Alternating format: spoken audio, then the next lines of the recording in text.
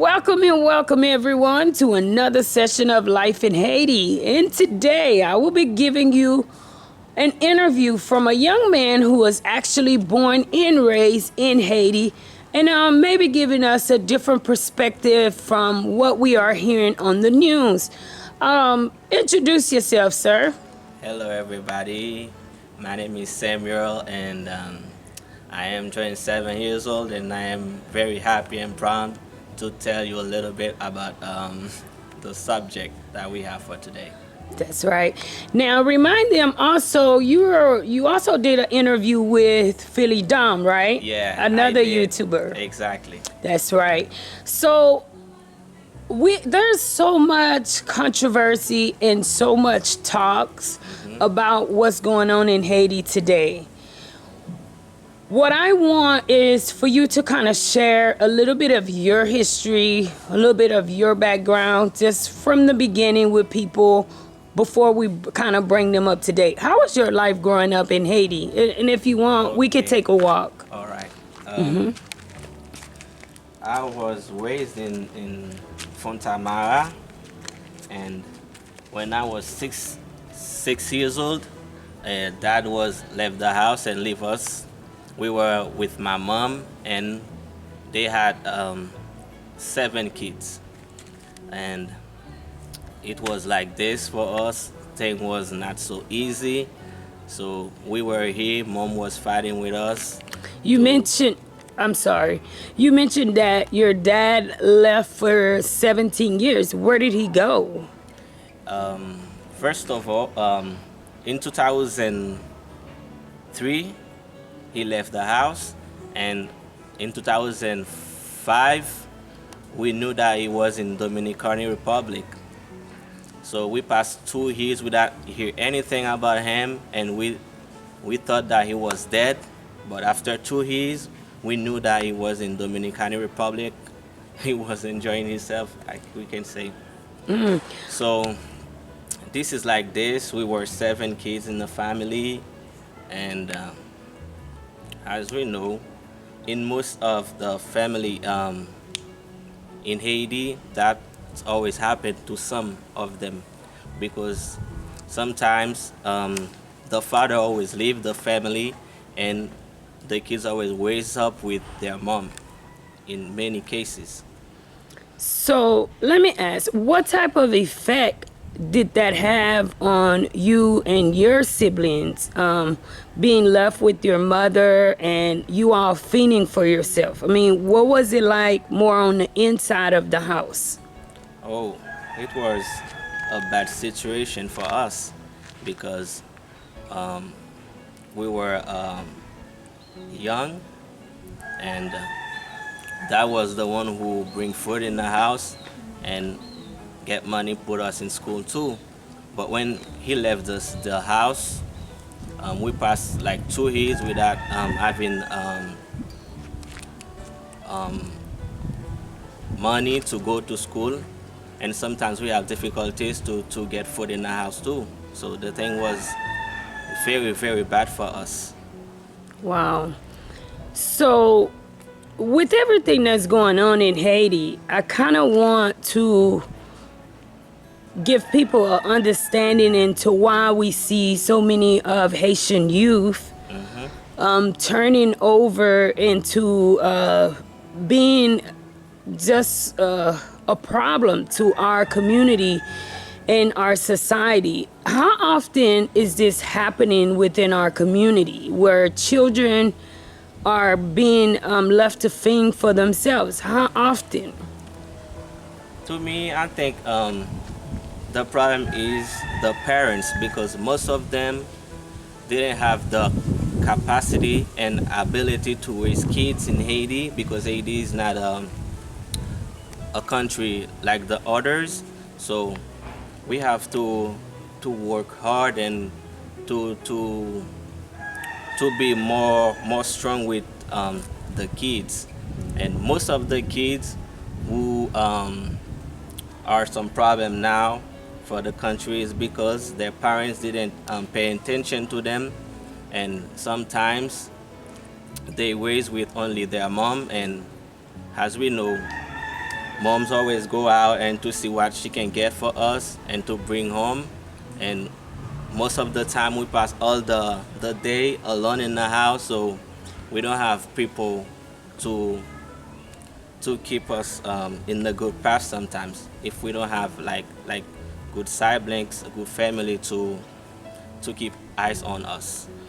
Wow. So, with you mentioning that, do you think that one of the major problems that we are having in Haiti is that families should be mindful with how much children that they are having? Yeah, Do you think that because we find it that there's a huge problems with families to begin with?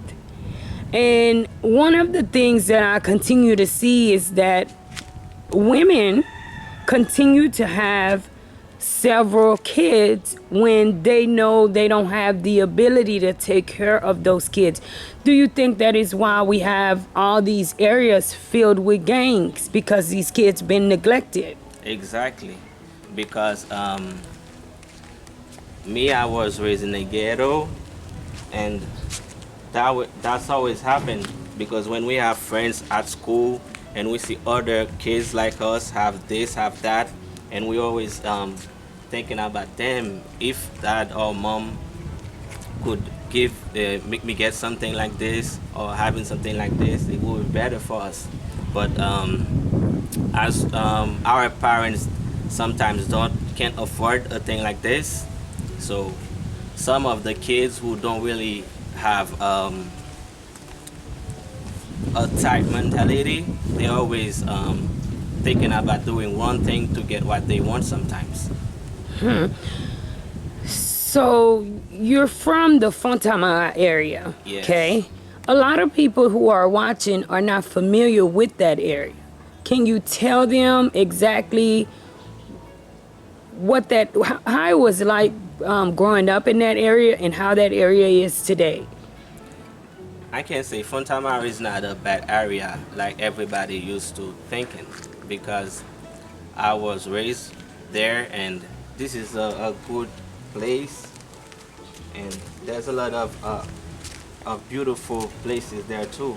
So the problem is because that always happen because those people who live in there always neglect to our societies and our government too. So they never had assistance from anybody. So that's why sometimes when we live in this kind of situation, um, some of other people who live in a private community always think like people who living in this kind of community are bad people. So in that community right now, I know recently they've made headline news in Haiti with the gangs do you know some of those people? Could they literally be like some of your peers that you grew up with? And is that neighborhood today a safe place to live? Oh, I can say nowadays it's not a safe place to live because most of the people who was raised there didn't have other choice than leave their places because the thing is not really good right there. And yes, I know a lot of them because as I mentioned, I was raised there and I got a lot of friends. They finished school, they were in the same school. We were in the same school and they didn't have other choice than because they always mention Haiti is not a good country. They finish high school, they don't have possibility to go to college, and because they don't have any assistance, and as when they require people in the gang, they always come to talk with them and offer them money, and if you don't have like a good mind, a good intention, you're always gonna accept to be one of them. Were you ever offered money to be in the gang? Yeah, that happened to me like several times. So as I know, this is not a good thing. So What made you know that it wasn't a good thing, and what did you aspire to do to keep you from going that way? it's because Mom always have some times and talking with us, and I always hear from other people what this kind of people used to do in the community, and I be like, yo, I don't want to take that path because it's not a good one for me. Because I go to school, even though the thing wasn't so easy, so I'm just standing in to see what I can do, like step by step. So I know it was hard for you and your siblings growing up. Did you have assistance? I mean, how did you go to school? How did you end up becoming, this young man? Was Yeah, we had assistance from our family because when dad left the house, mom couldn't do anything for us because we know as we were seven, so the things wasn't so easy for us. And all the family we have in other countries um, was here for us and take care of us to to make us have see the thing differently. And that's what a lot of family members lack, because a lot of people are focused on the billions of assistance that actually come into the country.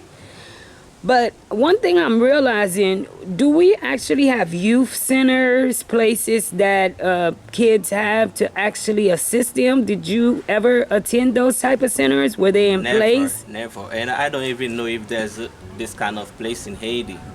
Because when the government receive some funds like this, they just put in them pocket and that's it. Because there's nobody to really like mention what they supposed to do, and some of them don't really think about others.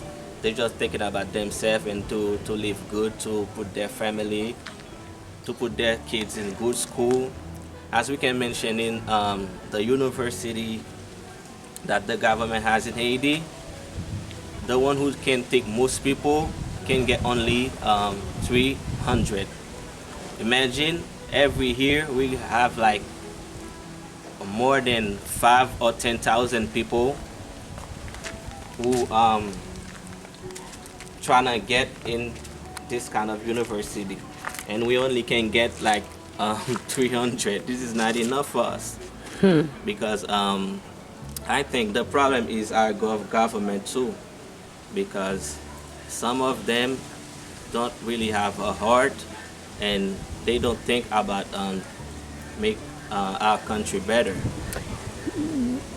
Do you think from like growing up in the ghettos of Haiti and actually interacting with some of the people who are involved in bad activities today, do you think if they really had assistance, would they have made different choices? No, I don't think so, because most of the people who are in this kind of activities now is some people that was very neglected by their family and the government too, I can say.